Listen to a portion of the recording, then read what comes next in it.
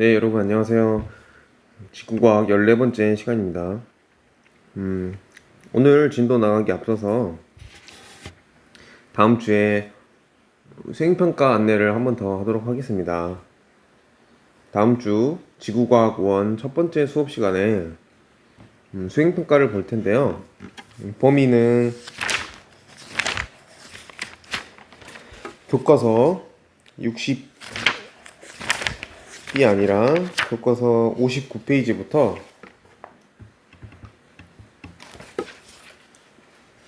66페이지까지입니다. 그 다음에 형태는 서술형 혹은 단답형입니다. 자세한 사항은 지구과학 1 EBS 온라인 클래스 공지사항 게시판에 올려져 있으니까 그것을 참고하도록 하세요. 그럼 오늘 진도를 나가겠습니다. 자, 교과서 67페이지를 펴보세요. 자, 오늘은 지구의 과거의 지질 시대의 화석들과 그 다음에 기후변화 그리고 지질 시대들에 대해서 배우겠습니다. 오늘은 암기할 내용이 좀 있으니까 그 점 알아두고 강의를 들어주기 바랍니다. 자, 67페이지를 보면 뭐 여러 가지 말이 있는데 화석에 대해서 소개하는 페이지예요. 자, 보면 여러분들 어렸을 때 화석 좋아했나요? 화석이 만들어지기 위해서는 어떤 조건이 필요할까요? 밑줄을 쳐봅시다. 첫 번째, 생물이 화석으로 남기 위해서는 생물체에 단단한 골격이 있어야 한다. 두 번째, 땅 속에 빨리 매몰되어야 한다. 그래서 박테리아에 의한 분해를 겪지 않아야 된다. 세 번째, 생성된 후, 그러니까 동물이나 식물의 잠시만요.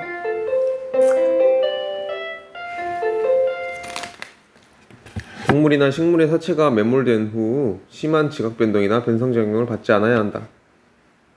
여러분, 화석은 퇴적암, 변성암, 화성암 중에 어떤 암석에서 발견이 될 수 있을까요? 당연히 퇴적암이겠죠. 왜냐하면 화성암은 마그마가 굳어져서 만들어진 암석이잖아요. 그러니까 동물의 사체가 묻혔어도 녹아 없어져 버리겠죠. 그 다음에 변성암도 화성암만큼이나 큰 온도와 그리고 엄청나게 큰 압력을 받아서 만들어진 암석이니까 동물의 사체가 화석이 남아나질 않겠죠. 그렇기 때문에 화석은 반드시 퇴적암에서만 발견이 됩니다. 이 점 알아두고 화석의 생성 조건 3가지 과정 알아두면 되겠습니다. 다음 장으로 넘어가겠습니다.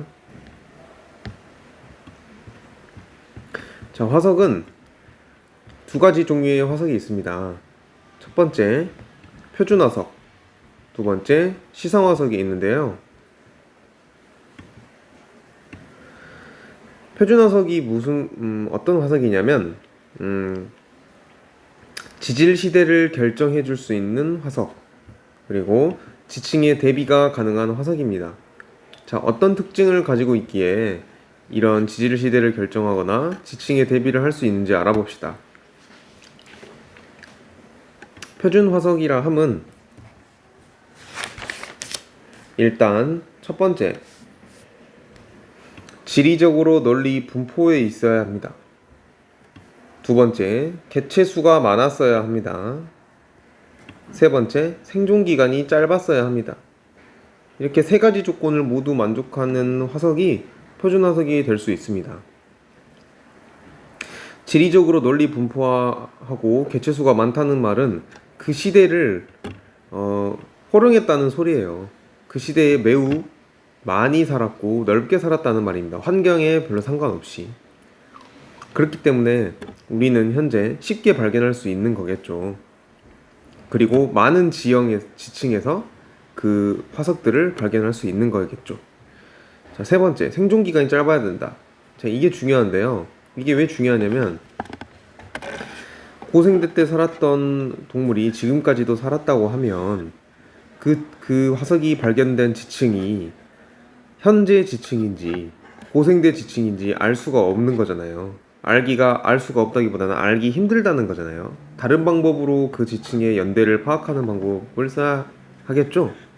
하지만 삼엽충 같은 고생대에서만 살았고 그리고 그 널리 아주 전 지구적으로 분포했으면서 개체수가 많이 살았던 삼엽충 같은 화석이 발견이 되면 그 지층은 딱 보기만 해도 아, 이 지층은 고생대 지층이구나 이렇게 알 수 있다는 거겠죠. 공룡 또한 마찬가지예요. 공룡도 중생대에서만 분포를 했었잖아요. 중생대 시기에서만 분포를 했었잖아요. 그러니까 공룡 화석이 발견이 되면 이 지층은 뭐 방사성 동위 원소와 같은 방법을 쓰지 않고도 아, 이 지층은 중생대 지층이구나 이렇게 알 수 있는 겁니다. 그렇기 때문에 표준화석은 이 세 가지 조건을 만족하는 화석만이 표준화석이 될 수 있습니다. 두 번째, 시상화석이라는 게 있습니다. 이 시상화석은 그 생물이 살았던 당시의 환경을 알려주는 화석인데요. 시상화석이 될 수 있는 조건은 첫 번째, 특정 환경에서만 서식해야 한다. 두 번째, 생존기간이 길어야 된다. 무슨 말이냐면 따뜻하거나 춥거나 아니면은 습하거나 건조한 지역에 모두 살았더라면 그 화석이 발견된 지층이 있었을 때 환경이 어땠는지 추론을 할 수가 없어요. 근데 만약에 산호와 같은 화석이 발견되면 누구나 알 수 있어요. 이 지층이 바다였구나. 그렇죠? 그러니까 특정 환경에서만 서식해야 합니다. 두 번째, 생존 기간이 길어야 된다. 생존 기간이 길어야 된다는 말은 무슨 말이냐면 현재까지 살아야 된다는 말이에요. 아니면 비교적 긴 기간 동안 살았어야 된다는 말입니다. 생존 기간이 길면 무엇을 할 수 있냐? 현재 우리가 만약에 지금까지 살고 있는 생물이라고 칩시다. 아주 고생대 때부터 지금까지 살고 있는 생물이라고 치면 그 생물이 어떤 환경에서 살았었는지 우리가 알 수 있잖아요. 그렇죠? 아까 말했던 산호와 같은 화석이 발견이 되면 산호는 지금도 살고 있잖아요. 그러니까 우리가 자세히 알 수 있는 거예요. 산호는 따뜻한 바다에서 살 수가 있습니다. 그렇기 때문에 현재 그 생물을 연구해서 이 생물이 어떤 환경에 살고 있는지 알게 되면 이 생물의 화석이 발견됐다면 그 생물이 살았던 과거의 환경을 유추해낼 수 있다는 거죠. 산호 말고 고사리도 마찬가지입니다. 고사리는 온난하고 수빈한 육지에서 살게 되는데 고사리 화석이 발견이 되면 이 지역은 온난했구나. 그리고 수변했구나. 그리고 육지였구나. 이렇게 세 가지 정보를 알 수 있다는 겁니다. 그렇기 때문에 산호나 고사리 같은 화석은 시상화석이라고 하는 겁니다. 자, 그럼 다시 표를 보고 표준화석과 시상화석의 특징을 한번 여러분들이 살펴보고 반드시 복습하기를 바랍니다. 삼엽충은 고생대의 표준화석입니다. 바다에 살았고 고생대 때 살았던 껍질이 있는 그런 생물이었습니다. 그 다음에 암모나이트 현재 앵무족의 조상이죠. 이 암모나이트가 중생대 바다에서 살았습니다. 세 번째, 화폐석 또한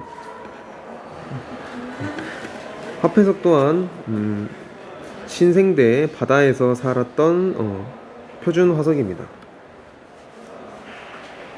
자, 반면에 산호 화석을 보면은 산호 화석은 따뜻한 바다에서 살았던 생물이고 그리고 현재도 살았다는 걸 우리가 알고 있죠. 그렇기 때문에 시상화석임을 알 수 있습니다. 자, 그 다음에 이 체화석과 생은화석 이 부분은 여러분들이 혼자서 읽어봐도 충분히 이해할 수 있으니까 넘어가도록 하겠습니다. 자, 강의 시간을 아끼기 위해서 여러분들이 할 수 있는 것은 선생님이 굳이 설명을 하지 않도록 하겠습니다. 강의 시간이 정말 진짜 수업 시간만큼 50분만큼 채워버리면 뭔가 늘어지는 기분도 들고 여러분들도 힘들 것 같아요. 그냥 듣고만 있잖아요. 여러분들은 선생님과 함께 상호작용을 할 수가 없잖아요. 그렇기 때문에 강의 시간을 좀 짧게 가져가려고 합니다. 자, 화석에 관한 얘기는 여기서 마치고요. 그 다음에 고기후 연구 방법을 배워보도록 하겠습니다. 옛날 지층에 여러 가지 자료를 통해서 그 시대의 기후를 유추해낼 수 있는데요. 그 방법을 소개하고자 합니다. 자, 근데 이 부분은 굉장히 이해가 필요하고 그 다음에 시험에 자주 나오는 대목이니까 반드시 암기를 할 수 있도록 하겠습니다. 자, 고기후 연구 방법을 알기 전에 일단 산소 동위 원소비라는 개념을 알아야 되는데 그 개념을 알기 위해서 새로 메모장을 켜서 여러분들에게 설명을 하도록 하겠습니다. 산소 동위 원소비는 기후 변화를 과거의 기후를 예측할 수 있는데 아주 강력한 과학자들의 도구입니다. 산소는 동위 원소로서 질량수가 18인 산소가 있고 그 다음에 16인 산소가 있습니다. 자, 산소는 원자 번호가 8번입니다. 8번이라는 말은 양성자가 8개라는 말이죠. 근데 질량수가 18개라는 말은 양성자가 8개, 중성자가 10개 있다는 소리입니다. 그리고 질량수가 16이라는 산소는 양성자가 8개, 중성자가 8개 있는 중성 상태인 보통의 산소라는 겁니다. 자, 이렇게 지구상에는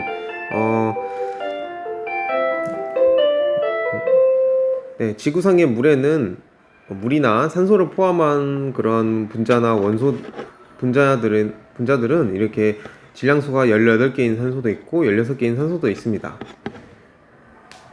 그런데 누가 더 무거울 것 같나요? 어떤 산소가 더 무거울 것 같나요, 여러분? 질량수가 당연히 18인 게 더 무겁겠죠. 그렇죠? 더 무겁다는 말은 무슨 말이냐면 만약에 H2O, 이건 뭐죠? H2O는 물이죠. 근데 H2O 중에서 질량수가 18개 있는 산소를 가진 물과 이렇게 쓸게요. 그 다음에 질량수가 16개인 산소를 가진 물 중에 어떤 것이 증발이 더 잘 될까요? 그리고 어떤 것이 증발이 잘 되지 않을까요? 당연히 H2O 중에서 질량수가 16인 산소를 가진 물이 당연히 증발이 잘 안 되겠죠. 증발이 더 잘 되겠죠. 말이 잘못 났네요. 왜냐하면 더 가벼우니까 기체 상태로 되기 용이하답니다. 자, 그러면 다시 지구과학으로 돌아와 볼게요. 방금 약간 화학을 했어요. 따뜻한 시기와 차가운 시기를 나눠보도록 하겠습니다. 우리는 지금 기후변화를 알아야 되니까 따뜻한 시기와 차가운 시기를 나눠보도록 하겠습니다. 특정 시기에, 어떠한 시기에 지구의 기온이 매우 따뜻해졌다고 생각을 해봅시다. 그러면 기온이 따뜻하니까 바다에 있는 바닷물들도 증발이 더 활발히 일어나겠죠. 그렇죠? 그러니까 바다에는 산소 동위원소인 질량수 18개인 산소를 가진 물들도 있고 그 다음에 질량수 16개인 산소를 가진 물들도 있는데 덥지 않을 때보다 이 질량수 O18을 함유한 물이 더 증발이 잘 된다는 겁니다.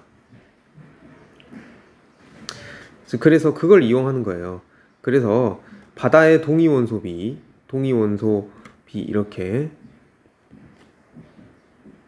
이 공식을 쓰면은 자 분모가 56이고 분자가 58이죠. 그렇죠. 그 다음에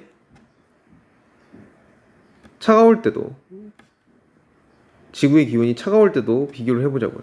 자 56 같은 경우는 지구의 기온이 뜨겁거나 그러니까 따뜻하거나 차갑거나 상관없이 항상 거의 일정하게 증발이 된다고 합니다. 그런데 58 같은 경우는 무거우니까 상대적으로 무거우니까 따뜻할 때 더 증발이 잘 되겠어요? 차가울 때 증발이 더 잘 되겠어요? 당연히 따뜻할 때 증발이 더 잘 되겠죠. 네. 무거워서 그래요. 무거워서 언제나 잘 되는 게 아니라 뜨거우면 더 잘 되고 차가우면 더 증발이 안 돼요. 반면에 56은 뜨겁거나 차갑거나 상관없이 증발이 비교적 균일하게 일어난다고 합니다. 그렇기 때문에 해수에 인해수 이렇게 인해수 바닷속의 이 비율을 따져보도록 하죠. 증발이 따뜻할 땐 잘 돼요. 58이. 그러니까 분자가 작아지게 되겠죠. 그렇기 때문에 근데 이 56은 따뜻하나 차갑거나 상관없이 증발이 균일하게 일어나요. 그러니까 이게 일정하다고 하면은 인해수에서는 그러니까 해수 안에서는 이 비율이 어떻게 되겠어요? 작아지겠죠. 왜냐하면 분자가 작아지고 분모는 일정하니까. 반면에 차가운 지구의 기온이 차가울 때는 어떻게 되죠? 자, 56은 상대적으로 일정하다 했고 58에 비해서 일정하다 했고 58은 어때요? 증발이 잘 안 되니까 바닷속에 많이 남아있게 되겠죠. 그러니까 따뜻할 때에 비해서 이게 많다. 증가한다가 아니라 많다라는 겁니다. 따뜻한 바다에서보다. 그러니까 58, 56의 동위원소 B가 이렇게 더 클 수밖에 없겠죠. 이해되죠? 바닷속에서의 산소 동위원소 B가 이렇게 된다는 겁니다. 자, 그러면 바닷속에 사는 유공충, 우리 유공충 했었죠? 딱딱한 껍질을 가진 작은 생물들, 해양 생물들을 말했습니다. 이 껍질이 뭐로 이루어져 있댔죠?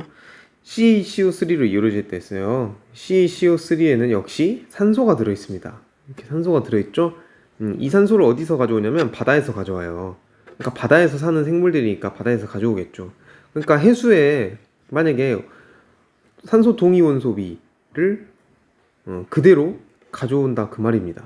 그렇기 때문에 유공충에서도 해수가 산소 동위원소 B가 낮으면 유공충에서도 낮고 해수가 산소 동위원소 B가 높으면 58, 56의 비율이 더 높으면 유공충에서도 높다 그 말입니다. 이거 이해하기 쉽죠? 그죠? 자, 계속 가봅시다. 그리고 빙하에서의 동위원소 B를 한번 비교해 보겠습니다. 빙하에서는 어떨까요? 당연히 해수에서 물이 낮으니까 빙하도 낮겠죠? 이렇게 생각하면 틀립니다. 자, 한번 풀어서 설명을 해볼게요. 빙하라는 것은 본디 어떻게 생성이 되냐면 바닷물이 막 얼어서 생성이 되는 게 아니라 빙하라는 것은 하늘에서 증발된 수증기가 응결을 한 다음에 그것이 눈으로 만들어져서 차곡차곡 쌓이게 되면 그것이 바로 빙하가 되는 겁니다. 자, 그러면은 어떤 과정이 일어났어야 돼요? 처음에 증발을 했어야 됐죠. 증발을 해야 되니까 증발이 대부분 어디서 일어나겠어요? 바다에서 일어나게 됩니다.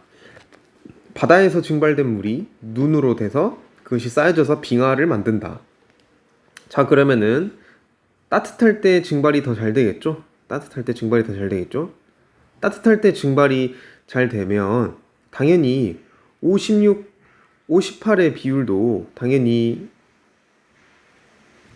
좀 커지니까 좀 더 낫네요. 자, 58, 56의 비율을 봤을 때 해수에서 58, 56의 비율을 봤을 때 해수에서는 비율이 줄어든다 했죠. 그 줄어든 이유가 뭐냐면 58이 평상시보다 더 증발이 잘 됐기 때문에 그럽니다. 자, 그 증발된 물은 다 어디 갔을까요? 구름이 되었고 눈으로 내리겠죠. 그 눈이 어떻게 된다? 빙하가 된다. 자, 그럼 빙하가 되면 당연히 동위원소 B가 어떻게 되겠어요? 높겠죠. 왜 높아요? 바다에서 58, 바다에서 산소 동위 원소인 O18이 증발이 돼가지고 그 다음에 응결이 된 다음에 그 다음에 눈으로 돼서 쌓였죠. 그러니까 빙하에서는 이 비율이 높아진다는 겁니다. 바다에서 빙하로 옮겨왔잖아요. O18이. 자, 그리고 그러면은 차가울 때는, 추울 때는, 지구의 기온이 추울 때는 어떻게 되냐면 반대의 메커니즘을 거치면 되겠죠. 해수에서 O18이 잘 나오지 않아. 왜? 기온이 춥거든. 그렇기 때문에 응결되는 수증기에서도 O18의 비율이 적어요. 그렇기 때문에 응결된 수증기가 눈으로 되어 빙하가 만들어지면 그 눈 안에서도 O18의 비율이 적게 되겠죠. 상대적으로 따뜻할 때보다. 그러니까 따뜻한 시기에 만들어진 빙하는 당연히 산소 동위원소비가 낮겠네요. 자, 이해되죠? 다음 마지막으로 인석순. 석순을 보도록. 석순이 뭐냐면 석회동굴에서 지하수에 석회암들이 녹아가지고 지하수에 의해서 석회암들이 녹아서 석회동굴을 만들고 그 석회동굴 안에서 다시 CaCO3가 침전이 돼가지고 만들어진 그런 지하 퇴적물이라고도 할 수 있는데요. 자, 이 석순에서 석순과 이 동위원소비가 어떤 관계가 있냐?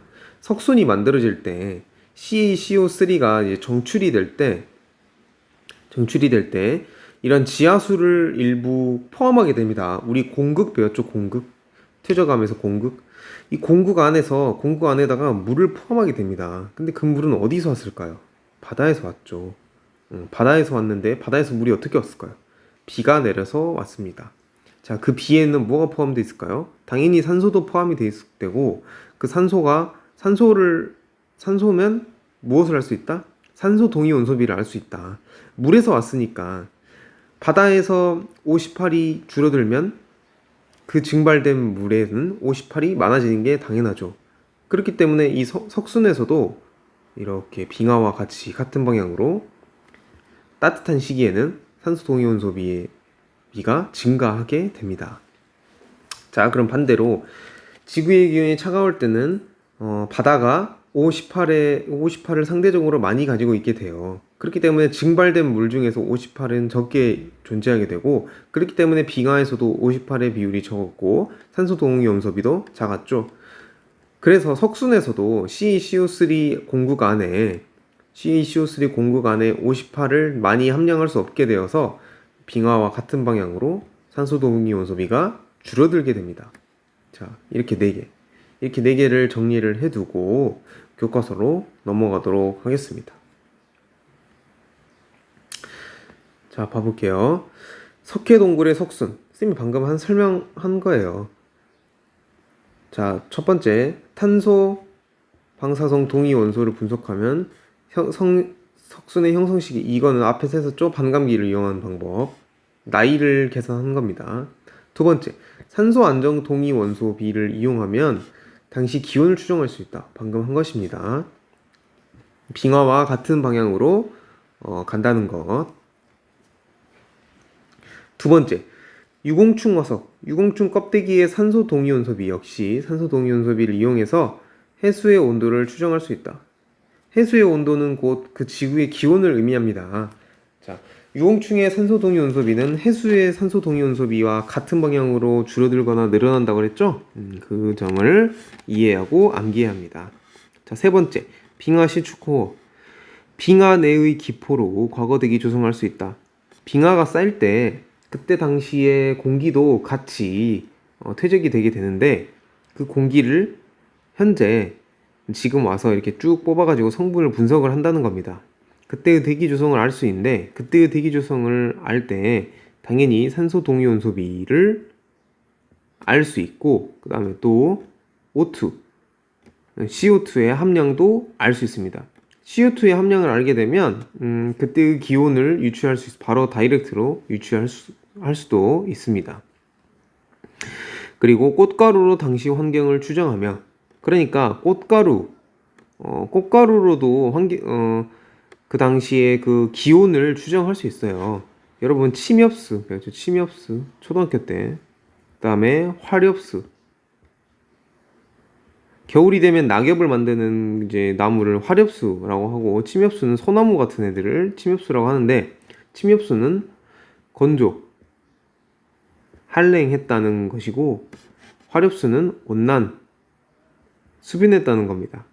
그러니까 꽃가루 중에 침엽수 꽃가루가 있냐, 화렵수 꽃가루가 있냐에 따라서 그때의 기후를 유추할 수 있다, 그 말입니다.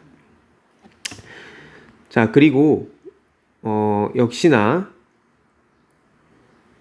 이 빙하의 산소 동위 원소비를 이용해서 기온을 추정할 수 있다. 바다와 유공충과는 반대로 움직인다. 석순과 같은 방향으로 움직인다. 무엇이? 58대 56의 비율이. 자, 이제 이해할 수 있겠죠? 자, 이 내용은 굉장히 중요한 내용이에요. 그러니까 반드시 산소 동위 원소비를 이해한 다음에 이 부분을 암기하기 바랍니다. 선생님 빠뜨린 거 이제 한번 봐볼게요. 자, 다 한 것 같네요. 자, 그러면 이제 마지막 장 지질시대의 환경과 생물 변화를 하겠습니다. 자, 이 부분은 여러분, 정말 이해라기보다는 암기가 주로 이루어져야 돼요. 어쩔 수가 없어요. 근데 이 부분이 시험에 내기 굉장히 좋아요. 이 단원만 따로 이렇게 독단적으로 나온다기보다는 여러 가지 문제 중에서 곁들여져서 나오는 그런 단원입니다.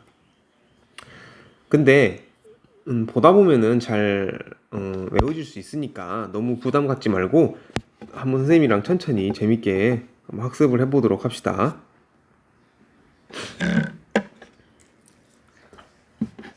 자, 먼저 여러분 시대를 구별할 줄 알아야 돼요. 시대 구별을 어떻게 하는지 한번 봐볼게요.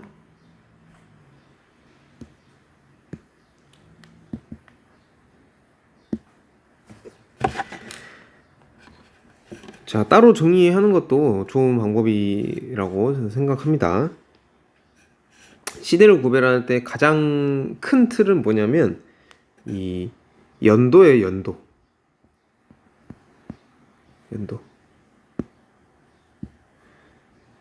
자, 연도를 한번 해볼게요. 시생누대, 그리고 원생누대, 그 다음에 현생누대. 이게 가장 큰 범위예요. 시생누대, 원생누대, 현생누대. 이렇게. 자, 이제 이거를 더 세분화해서 알아보도록 하겠습니다. 시생누대에는 4개의 그 대가 있는데, 지금 이건 누대들이죠. 누대들. 누대 밑에 대가 있습니다. 누대, 대, 그다음에 기. 이 정도까지만 알면 돼요. 자, 대가 있는데 시생누대는 4개의 대가 있는데 이거는 알 필요는 없어요. 4개. 그 다음에 원생누대에도 아래에 3개의 대가 있습니다. 자, 이제 현생누대는 여러분들이 암기를 해줘야 돼요. 현생누대. 그럼 현생누대를 한번 보도록 하겠습니다. 현생누대에는 뭐가 있냐면 첫 번째 고생대, 두 번째 중생대, 마지막 신생대. 이렇게 있습니다. 자, 이건 알고 있죠? 자, 그 다음에 이것도 여러분들이 암기를 해줘야 됩니다. 고생대 밑에 뭐가 있겠죠? 이제 기가 있겠죠? 기가 있습니다. 기가 고생대가 많아요. 6개가 있습니다. 6개를 여러분들이 외워줘야 됩니다. 첫 번째 캄브리아기, 두 번째 오르도비스기, 세 번째 실루리아기, 네 번째 데본기, 다섯 번째 석탄기, 여섯 번째 페름기. 자, 이렇게 외워야 돼요. 선생님 그래서 앞 글자만 한번 따서 외우는 것도 좋은 방법이에요. 캄, 워실대, 석패 이렇게 암기해야 됩니다.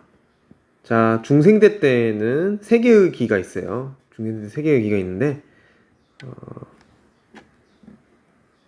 자, 이렇게 쓰니까 이렇게 좀 밑에다 쓸게요. 이렇게 트라이아스기, 그다음에 쥐라기, 그다음 백악기. 자, 이렇게 세 개의 기가 있습니다. 자, 신생대도 세 개의 기가 있는데요. 신생대 세 개의 기가 있는데 첫 번째 팔레오기, 그다음에 두 번째 네오기, 세 번째 제4기. 이렇게 기가 있습니다. 여러분 고생대, 중생대, 신생대의 기는 다 외워줘야 돼요. 좀 많죠? 그래도 어쩔 수가 없어요. 다 외워야 됩니다. 자, 그 다음에 이제 아까 말한 연도를 한번 구별을 해보도록 하겠습니다. 연도. 연도는 이 색으로 할게요. 자, 시생누대와 지구가 언제 생성이 됐죠? 지구 언제 생성이 됐죠? 여기가 지구의 이제 시작이라고 하면 이것이 46억 년 전이라는 표현을 쓰겠습니다. 전. 현재로부터 기준이 현재니까. 그 다음에 원생누대 25억 년 전. 줄여서 25억 전이라고 할게요. 이제 자, 이 숫자 외워야 됩니다, 여러분들. 그 다음에 고생대는 5.4억 전. 5.4억 전이 무슨 말이냐면 5억 4천만 년 전이라는 거예요.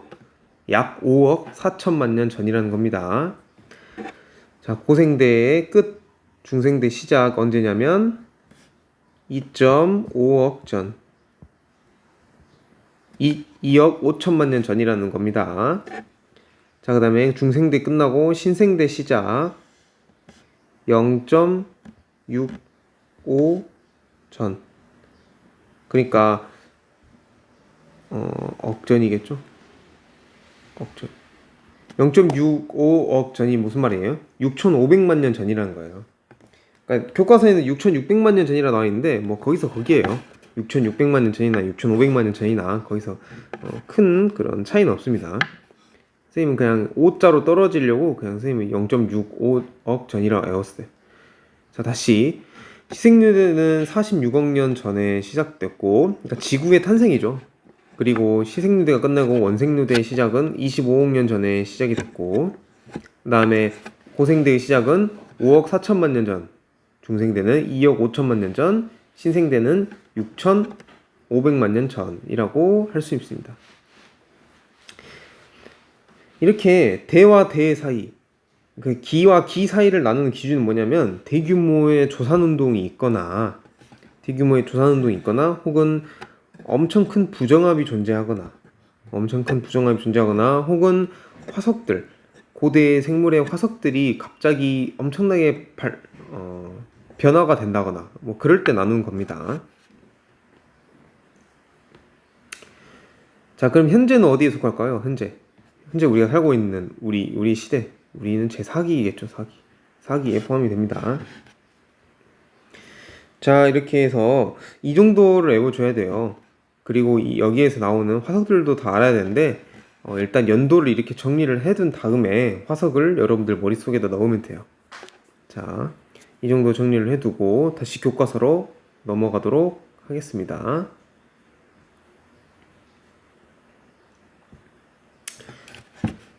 그리고 이것까지만 합시다. 자, 이 시생누대와 원생누대를 합쳐서 뭐라 그러냐면 캄브리아기 바로 전에 있었다. 캄브리아기 전에 있었다 해서 이렇게 합쳐서 선 캄브리아 시대라고 합니다. 사실 시생누대, 원생누대라고 부르는 것보다 그냥 둘이 합쳐서 선캄브리아 시대라고 훨씬 더 많이 말을 해요. 그러니까 시생누대 원생누대 합쳐서 선 캄브리아 시대라고 하는 거, 캄브리아기 전 시대라고 해서 알아두고 교과서를 보도록 하겠습니다. 자, 이제 각 시대별로 중요한 정보들을 공부할 거예요. 캄브리아 시대의 설명이 있네요. 자, 지질 시대는 현생누대 했고, 시생누대 했고, 원생누대 구별했습니다. 자, 그 다음에 선캄브리아 시대에 무엇인지 방금 했죠. 그 다음에 선캄브리아 시대에는 어떠한 생물들이 존재했냐, 어떠한 생물들이 존재했고, 기간으로는 어떤 기간이다, 이렇게 공부를 하면 됩니다. 막무가내로 외우는 게 아니에요. 자, 선캄브리아 시대에는 남세균이 가장 중요합니다. 초기 박테리아에서 진화한 남세균. 남세균 우리 통합과학 시간에 했습니다. 남세균이 어떤 역할을 했었죠? 남세균이 산소, 광합성 활동을 통해서 지구에 산소 공급을 했다. 이게 가장 큰 의미였습니다. 그렇기 때문에 그 산소가 바닷속에 있는 철들을, 그때 원시 지구 속에 바닷속에 있던 철들을 다 산화시켜가지고 산화시켰고, 모든 철들이 다 산화되자 이제 대기 중으로 산소가 뿜어져 나왔습니다. 그 산소는 나중에 오존층이 되었고, 그 오존층은 육상 식물들이 살 수 있게끔 하는 도움을 줬죠. 자, 이렇게 해서 이게 바로 스토리텔링입니다. 오존층 형성 방금 했었죠. 자, 그 다음에 선캄브리아 시대 말에는 단단한 껍데기를 가진 작은 동물들이 등장했다. 이게 무슨 말이냐면 이제 고생대의 시작을 알리는 거예요. 단단한 껍데기를 가졌다는 말이 이제 무슨 말이냐면 고생대 시작이라는 말이거든요. 자, 이거는 좀 이따 보도록 하고,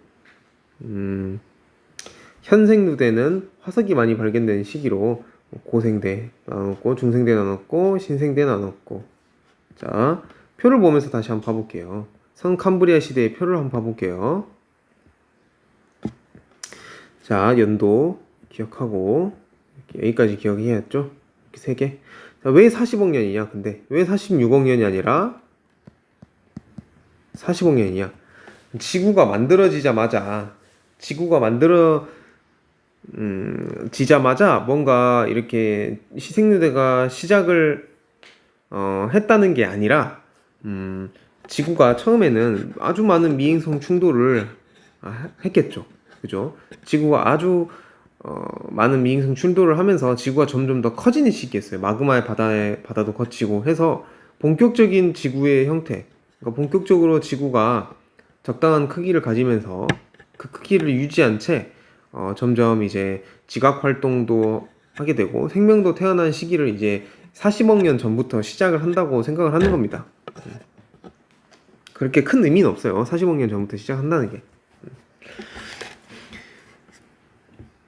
자, 봐볼까요? 시생누대에는 생명이 처음 등장한 시기. 이 생명이 어떤 생명이냐? 단세포예요, 단세포.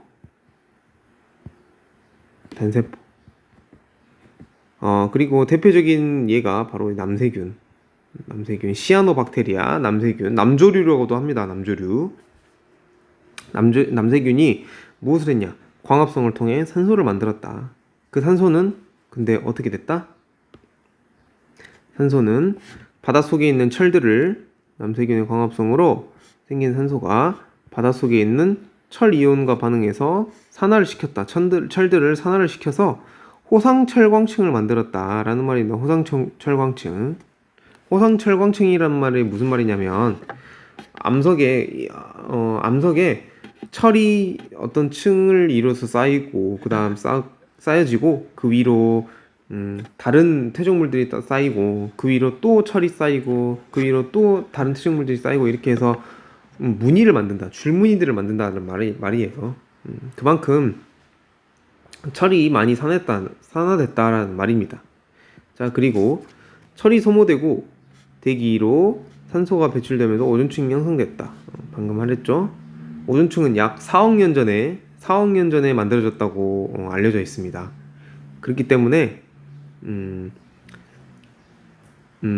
선캄브리아 시대에는 오존층이 없었기 때문에 육상 식물이나 육상 동물들이 나타나지 않았어요. 그 점까지 알아두면 좋습니다. 자, 그 다음에 더 자세히 한번 봐보도록 하겠습니다. 심해 열수 분출구 주변에 박테리아 등장. 이게 무슨 말이냐면, 이때 당시에는 지구에는 산소가 없었잖아요. 그쵸? 산소가 없었어. 바닷속에도 산소가 없었고, 물론 땅에서도 당연히 산소가 없었어요. 그리고 매우 극한의 환경이었어요. 매우 극한의 환경. 심해 분출구 주변이 자체가 극한의 환경이었어요. 왜 그러냐면 온도가 열수 분출구니까 온도가 200도에서 400도 가량의 그런 뜨거운 물들이 나오고, 그 다음에 우리 인간이 먹으면 바로 죽을 것 같은 그런 원소, 그러니까 유황 같은 염소, 유황, 이러한 아주 독성 물질들이 많이 분출이 되는 곳에서 현재 과학자들이 생물들을 발견한 거예요. 이제 그걸 먹고 충격을 먹은 거죠. 아니, 바닷속에서는 이러한 원시 생물들은 다 광합성을 하면서 광합성을 통해서 생물들이 살아간 줄 알았는데, 광합성을 하지 않고 이러한 열수 분출구에서도 극한의 환경 속에서도 살아가는 생물이 있구나. 이것을 토대로 고대의 지구에서도 이러한 열수 분출구에서 박테리아나 여러 가지 생물들이 태어날 수 있었겠구나라고 생각을 한 겁니다. 이런 열수 분출구 근처에서 박테리아들이 만들어졌고, 그러한 박테리아들이 진화를 해서 광합성 박테리아인 남세균이 탄생됐다고 이제 생각을 하는 거예요. 자, 이런 남세균은 아까 말했듯이 산소를 만들게 되고 오존층을 만들게 되었죠. 또 하나 중요한 거, 이런 남세균의 생명 활동의 부산물로 남세균에서 나온 그런 끈적끈적한 성질 때문에 부유하던 퇴적물들이 부착이 되었고, 그것들이 화석으로 남았던 것이 바로 스트로마톨라이트라고 하는 겁니다.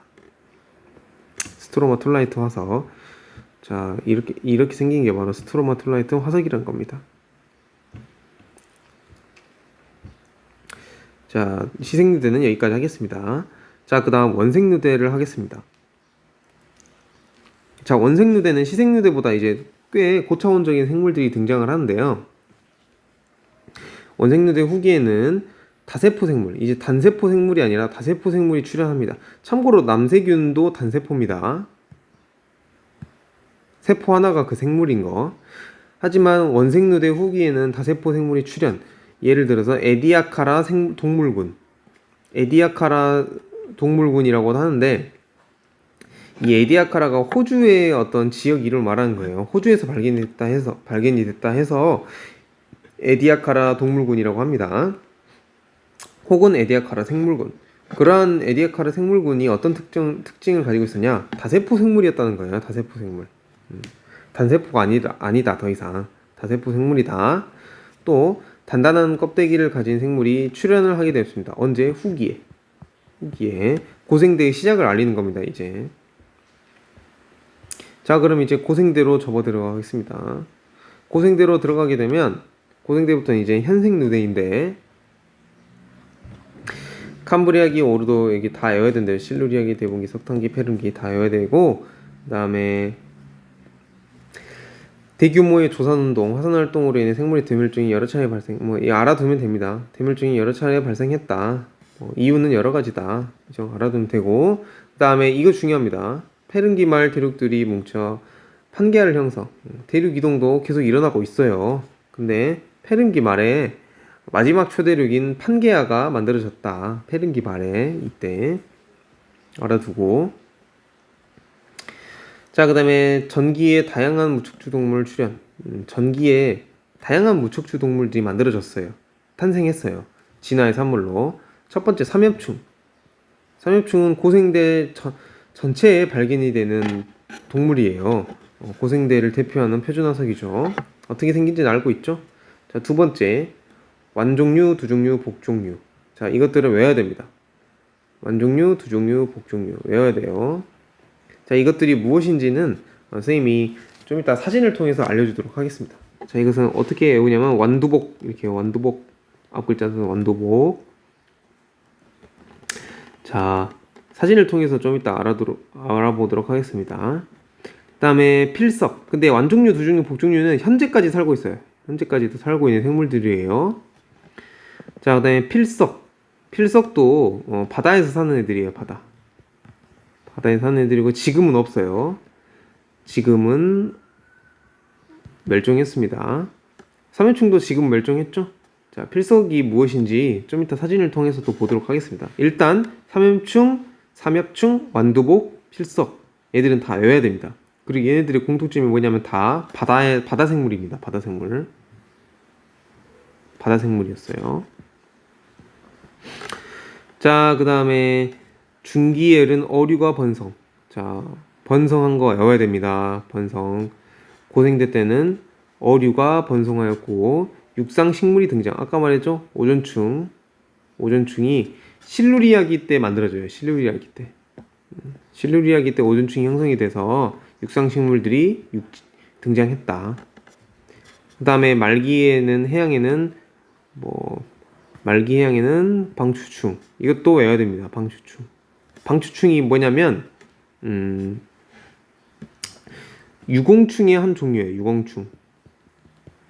유공충 중에서도 대형 유공충의 한 종류가 방추충인데 이 유공충은 성캄브리아 말기부터 지금까지 살고 있는 그런 껍질을 가진 작은 생물들이었죠. 바닷속에 사는 생물들. 이러한 애들이 이제 유공충인데 이 유공충에서도 수많은 종류가 있는데 그 수많은 종류 중에서도 큰 유공충에 속하는 방추충이 고생대 말기의 표준화석입니다. 고생대 말기의 표준화석이에요. 표준화석. 자, 그 다음에 육지에는 양치식물이 번성하였다.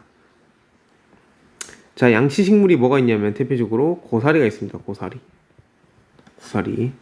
자, 그리고 고생대는 꽤 많죠. 자, 고생대는 그러니까 키포인트를 다시 알려주도록 하겠습니다. 첫 번째, 페름기 말에 판게아가 형성이 되었다. 첫 번째고, 두 번째, 고생대를 대표하는 화석들, 바다 화석들, 삼엽충, 완두복, 필석, 이것들이 고생대 지층에서 많이 나오게 됩니다. 특히 삼엽충과 필석은 고생대의 표준 화석이에요. 삼엽충과 필석은 고생대의 표준 화석입니다. 완두복은 지금까지도 나오는 생물이에요. 하지만 고생대 지층에서 많이 나왔고 고생대 때 최초로 나타난 생물들입니다. 그 다음에 어류가 번성하였다. 외워야 됩니다. 그 다음에 육상식물들이 최초로 등장했다. 그 다음에 고생대 말기에는 대형 유공충 중에 하나인 방추충이 번성했다. 고생대 표준 화석입니다. 그 다음 육지에서는 양치식물, 예를 들어서 고사리가 대표적인 양치식물입니다. 양치식물이 번성하였다. 번성한 3종 세트, 어류 번성, 양치식물 번성, 그 다음에 2종 세트네요. 자, 그 다음에 페름기에 생물의 대멸종이 발생하였다. 이건 통합과학 시간에 배웠던 내용이에요. 다. 페름기 말에 생물의 대멸종이 발생했다. 거의 90% 이상의 생물들이 절멸했다고 합니다. 해양 생물들의 90% 이상이 죽었다고 합니다. 자, 그 이유에 대해서는 여러 가지 가설이 많아요. 그렇기 때문에 특정 지을 수 없다는 점 기억해야 됩니다. 자, 이거 아래의 기후 변화를 보면 그냥 알아두면 될 것 같아요. 이 부분은. 자, 여기 이때 빙하기 한 번 있었고 큰 빙하기를 말하는 거예요. 그 다음에 이때 빙하기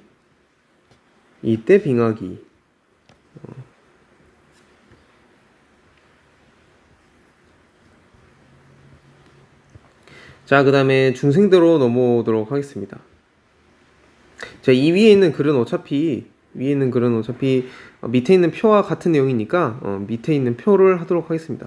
자, 그 다음에 여기 있는